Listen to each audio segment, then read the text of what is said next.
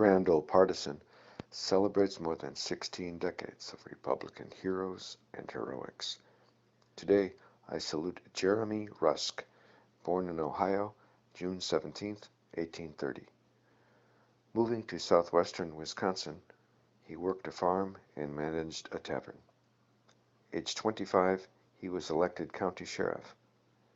In 1861, he won, as a Republican, election to the state house.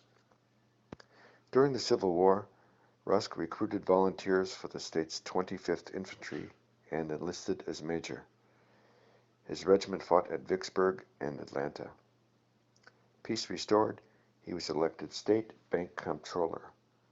In 1870, he won the first of 3 terms in the U.S. House of Representatives.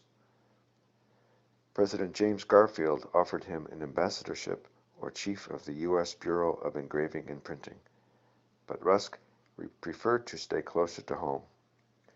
In 1881, he won the first of 3 two-year terms as governor of Wisconsin. In a celebrated annual message, he declared, quote, "With those agrarian and socialist theories of fanciful society that deny the right of private property, or of each individual to full protection of the enjoyment and control of all his lawful earnings, whether obtained by his own labor or by contract, we can have no sympathy. They are as un-American as monarchy and as treasonable as secession. They contemplate the destruction of both justice and liberty, and would accomplish the destruction of both if their application to existing society were seriously attempted. We are not prepared, as American citizens, to even consider a change in our form of government. Republican institutions and individual liberty go hand in hand, and must and will be loyally maintained." President Benjamin Harrison appointed Rusk the first Secretary of Agriculture.